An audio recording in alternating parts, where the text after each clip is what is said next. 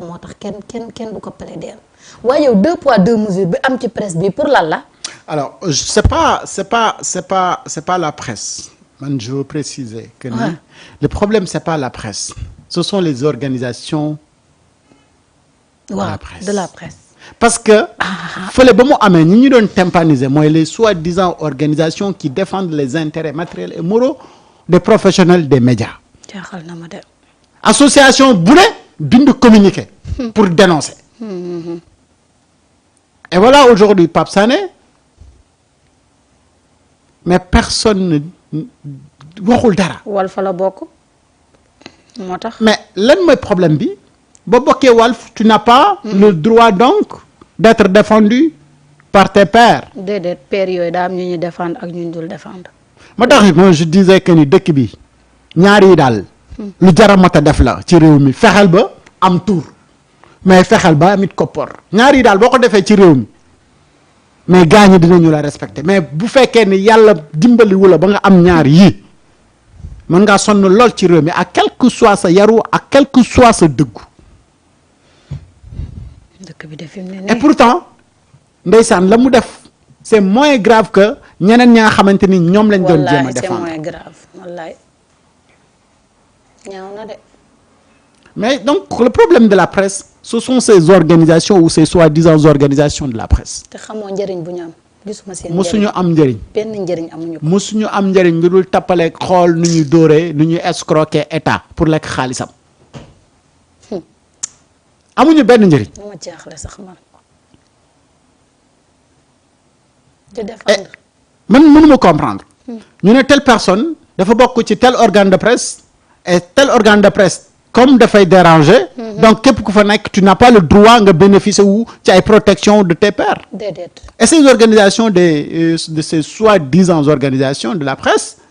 mais pour ñu nga xamante ni dañu def délit bu ñëpp xam sénégalais yëpp rendre compte ne ces personnes-là ce sont des dangers publics.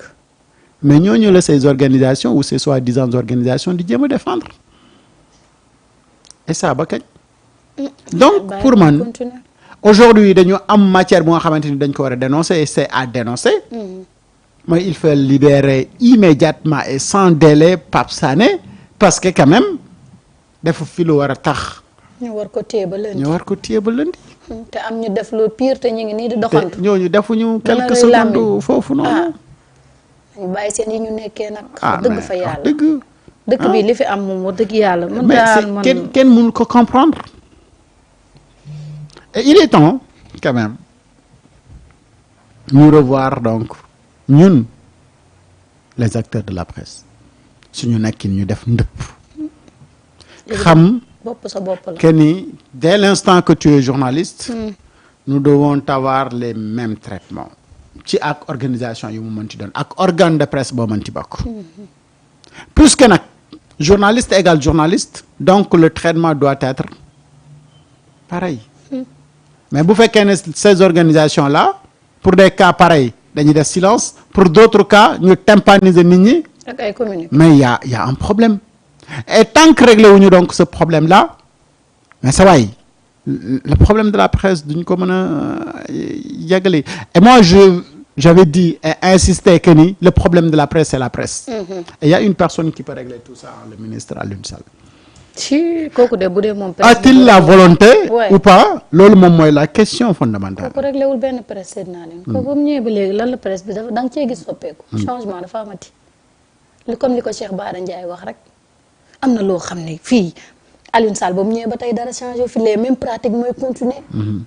indiscipline bi am ci espace médiatique bi kenn mënu la wax nu mu demee. bu ñu demee ba dans un pays normal ay ñi ñuy wooye naan ñu di ñu tympaniser ay cérémonie éthique ak déontologie ñooñu tey ñoom ñooy dalal ci seen ay plateau koo xam ne du xam-xam bi du parcours bi du discours bi du dara loo xamante ni am na ko ci bopp bi lu dul wax ju tegginewul lu dul wax loo xamante ni li muy wax comme yàlla ak yàlla tey ñooñu ngay jël di leen teg sa plateau. le problème de ce pays là vous la presse ci am part de responsabilité. ci naka. parce que lépp lu yàqu ci réew mi ci presse bi lañ ko jaaralee mu yàqu. lépp lu war a defar ci réew mi presse bi daf ko jéem a làq askan wi et pourtant le rôle et la mission de la presse mooy jël li baax wan ko askan wi pour ñu mën ko jëriñoo. fexe ba nga xamante ni dinañ participer dans l'éducation dinañ fexe ba nga xamante ni dinañ sensibiliser les gens ci li nga xamante ni moom mooy la santé mais également liy xew dans la circulation et cetera et cetera et cetera mais à longueur de journée ay combat personnel la gars ñi di yor ci espace public bi à travers les médias pour xeex ay nit yu nga xamante ni dañu jóg et seen benn tort la ñu am mooy am benn amour ci patrie bi donc vous la presse vous êtes responsable de tout ce qui se passe dans ce pays-là et tey seen doxalin nag moo tax ñu bëri di ŋàññi la presse ñenn ñi seen doxalin su ma ko sañee waxee noonu parce que quand même am na au moins ñu nga xamante ni ñu ngi def correctement seen liggéey. ah léegi presse yi. bureau mais ñi nga xamante ni ñoom ñoo nekk di def correctement seen liggéey. mais ñooñu ñoo gën a sonn ci espace bi. léegi de presse yi bureau politique la. bureau politique la de. Afa jërëjëf nee na ana société civile tonton Alioune Tine xanaa gisoo ni Pape Sané foofu kay liberté de la presse animaux mu dal Sénégal ah. non mais ce pays li fi nekk. du ma comprendre daal. non où est la rature astafurlah où est la rupture laa bëggoon wax finalement on trouve la rature. gën ci li nga nekk nag ngay c'est daal yow léegi tamit jikkoy sew nga yore. non mais on voulait une rupture. oui. mais on se retrouve avec une rature. mais rature boobu noonu mais nañu fexe ba ñu effacer ko. il est temps de ñu avancer. Pape Ndiaye bu Walf dafa am kàddu yoo xam ne da ko yëkkati doon wax ci benn DG boo xamante ni daal ci jamonoy Macky Sall dañ ko dóor balu bopp bu mu am problème bu ñu ràññee ci espace bii la te DG boobu noonu dafay am problème bopp des fois moo tax yenn bind yeeg ya ca des da ngay xam ni kii si ko bopp bi daal am na lu ci des léegi nag Waly Diouf Bodiang génn na nee na Pape Ndiaye moom lay waxal ndax nee na ci jamonoy Macky Sall ba ñuy xeex waxoon na ni Waly Diouf Bodiang terroriste la woon te amu ci woon benn preuve ci li mu doon avancé tey mu ñëwaat toog ni kooku mooy moo nekk ci réseau yi di bind moom nag Waly Diouf nee na arrêté waxam yooyu ndax moom lay waxal dëkk bi nag neex na de waaw balu bopp moom kuñ ko dóor di nga toog bu heure bi Sénégal nag duñ ko jaay séddoo ko ku ne jël sa wàllu xool doo def. honnêtement. non mais sérieux yow balu bopp kuñ ko dóor di nga toog fii bañ lay fal ay lii. il faut qu'on soit logique parce que Pape Ndiaye toog na fi ni ay drone ñoo rey xale yi te dara fekk ko ci te yow ñoo ngi wax reddition des comptes wax ñoo xamante xale yi ñan ñoo leen rey yow nga toog sa plateau nga ni ay drone ñoo leen rey ba tey yaa ngi continuer tey nga ñëwaat di def allusion ci benn DG boo xam ne balu bopp lañ ko dóor balu bopp moom tamit kon bopp bi dëgër na de balu bopp ba tey yaa ngi toog nii di dund. honnêtement parfois. Sénégal parfois man damay Pape Ndiaye je le connais bien c'est un gars très sympa mais parfois. day génn gaam de moom si boppam dama koy xool ses interventions yooyu dama naan mais est-ce que kii mooy Pape man bi ma xamoon quoi. moom la de. non Pape Xon Ndiaye dañ ko soppi ci diggante bi wala soppi wuñ ko man chaque jour je me pose donc cette question là. kenn soppiwu ko. alors maintenant par contre boo dégloo li mu wax. sa li mu wax moom laa doon bëgg a génne nii. boo dégloo li mu wax ak ni mu ko waxee il faut même pas chercher de midi à 14h pour comprendre que ni. Waly Diouf Bodiang la Waly Diouf Bodiang. moo tax Waly n'a pas tardé à réagir. mooy que le gars il expliquait sur des situations. yu nga xamante ni nit ñi dañu ko dund. et la gravité donc de ces situations. léegi moom mu xuus ci mbir yi pour wax ne effectivement xaaral ma may leen li nga xamante ni moom la Pape Ndiaye wax. donc moom mu xuus ci mbir. en 2024 gis nañ voilà répression bu métti am na ñu ñàkk seen bakkan am na ñu nga xam ne am nañ ay blessures yu métti am na ñu nga xam ne voilà jëlee nañ fa benn traumatisme surtout détenus politiques yi nga xam ne dañoo duggoon kaso génn psychose boobu mi ngi leen topp ba léegi. mais man wàllum Bassirou bi dama gis ay images yu nga xam ne moom it bokkoon na ci les victimes ci événement marché yi mu gaañoon gaañu yu métti bi ma ko gisee man vraiment kaddu yi ak lu mu dëgër ak xotti photo bi dama ne kii accompagnement la gën a soxla ko ñu koy yóbbu prison. La prison en charge des détenus politiques ak ñi nga xam ne tamit dañoo loru ci mbir yi Pape est-ce que gars yi duñ ko xoolaat parce que ñoom des fois colère boobu wala boobu haine boobu dafa nekk seen biir ba am na yu nga xam ne suñ ko gisee rek dañuy bëgg réagir sur le coup suivi bi war est-ce que jotul gouvernement bi tamit ñu taxaw ci loolu. waaw mais Omar li nga wax ni lu am solo loolu jar a taxaw la. ndaxte man dafa am ñu ma ci xam ñoo xamante ne subir nañ loo xamante ne ci nguuru Macky Sall mosuñ taxaw wax ko te loolu mi ngi leen di jural ay séquelles mu leen di pousser ñuy def ay réactions yoo xam ne nit ñaa ngi leen ci critiquer alors que xamuñu li nga xam ne moom moo am. am na ñu bare joo xamante ne tëjuñu leen woon kaso sax mais dañoo subir ay séquelles yoo xam ne mi ngi def jeexit ci ñoom mën naa la tudd l'exemple d'un célèbre DG boo xamante ne il est très réactif sur les réseaux sociaux. ñenn ñi jàpp ne il est très prolixe tout le temps mi ngi ci réseaux sociaux ñenn ñi sax naan waa DG bi moom ban temps la war a mën a am pour nekk ci réseaux sociaux tout le temps ku wax mu tontu tout le temps mi ngi ci réseaux sociaux yi ak liggéey charge bi koy xaar ak yi ne mel. te kooku noonu tëjuñ ko woon kaso bokkul woon ci détenu politique yi mais si nguuru Macky Sall. dafa subiroon lu metti fetal lañ ko dóoroon ci bopp. fetal ci bopp waaw. loolu da koy dikkal par exemple da koy dikkal saa yu ko dikkalee bu ko dikkalee ren day mel ne da koy xabtal ci ay wax ak ay déclaration publique ñu bëri ci sénégalais di ko ci ŋàññe ak yooyu noonu mais dafa am traumatisme bu mu dundoon ci nguuru Macky Sall. yaakaar naa jarumay tuddatul xam nañ ki may wax. donc pour confirmer dëgg li nga vraiment am na ci ñu bare ñoo xam ne dañoo subir traumatisme boo xamante ne mi ngi leen di jural loraange yu doy waar ak yeneen yoo xamante ne sax kenn mënul wax lépp. salaamaaleykum. yow kay mënoon ngaa wax lépp rek. dama bëgg a def benn vidéo bu ndaw. pour tontu rapidement loo xam ne ñu ngi ma koy envoyé depuis sànq ay coupure benn allusion bu Pape Ndiaye bu Walf def ci benn émission daal di wax en substance que dafa am benn DG boo xam ne il est très présent dans les réseaux sociaux boo xam ne aussi boo ko dégloo daal dafa mel ni DG boobu dafa am un certain traumatisme à la suite des événements yi amoon mooy maanaam niñ ko régime Macky Sall traité dafa am ay traumatisme donc daanaka daal DG boobu boppam nekkatul ci moom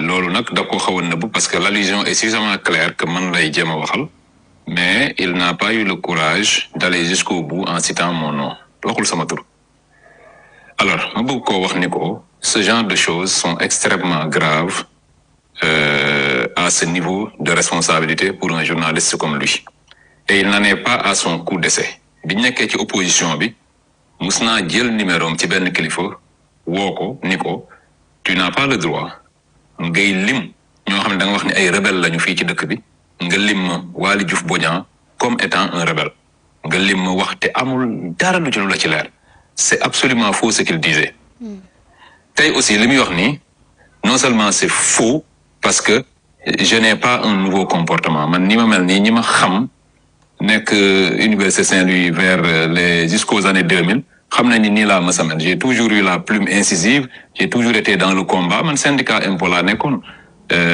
ni may waxee ni may bindee j'ai toujours fait ça dafa direct au niveau de Pastef dans un premier temps j'étais un peu en retrait te bi ma commencé bind c'était pas boobu Macky Sall dalagul ci kaw Pastef donc j'ai toujours été comme ça il faut arrêter ce genre de choses tu es un journaliste il faut vérifier tes sources da ngay wax loo xam ne moo am ou alors tu parles carrément des gens il faut prendre ton courage à deux mains j'ai pas plus de droits que toi dans ce pays mais da ngay jël ton courage à deux mains lorsque tu entends accuser les gens d'un certain nombre de choses da nga naan telle personne Waly Diouf Bodian laa jàpp ni dafa subir lii ak lii ce qui est absolument faux boo waxoon sama tur aujourd'hui tu allais en répondre parce que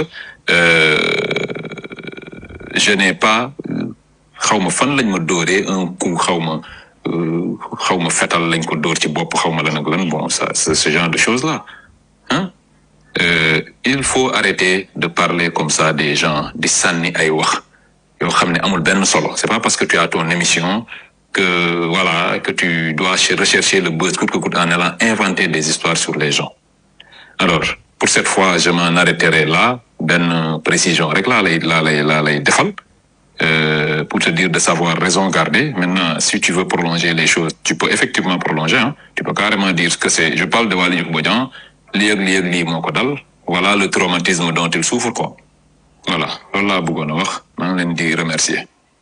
làmmiñam te nekkul ci poosam.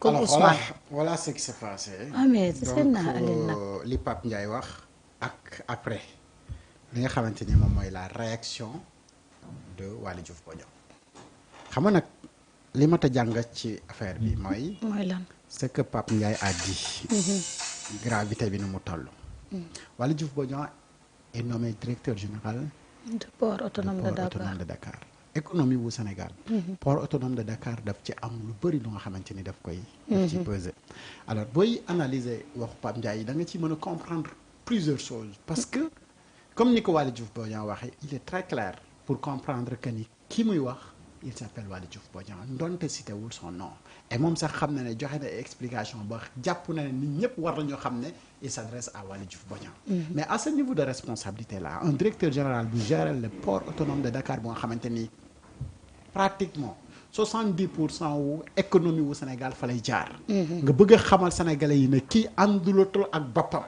mooy que ni yii traumatisme yii di ko dal nii ba di ko xiir muy nekk ci réseaux sociaux yi di ci am yenn comportement yi mais imaginel mu xiir ko ci Sénégal ci plombé donc li nga xamante ni moom mooy économie bu Sénégal donc c'est-à-dire c'est des propos gravissimes et pour man notre responsabilité ce n'est pas de dire des choses c'est-à-dire ma tax à chaque fois je disais en journalisme li ma ci gën a bañ mooy conditionnel un journaliste normalement dafa war a affirmer wala mu infirmer en partant sur des sources sûres yu koy mën a wax ne ko lii la lii du lii mais bu fekkee ni wóoru la tu te tais aller jusqu'à accuser benn nit bu nga xamante ni il est revenu pour te dire même fetal bi ngay wax ne dañ ma ko dóoroon ci bopp moom rappelé wul fu ñu ko mos a dóoree benn fetal ci lii man cette information bi mu ko déggee dama ne ah bon donc am na ci gars yooyu ku nga xamante ni dañ ko dóoroon bopp fetal wala fetal ci bopp je ne me rappelle pas. Personne ne comprend.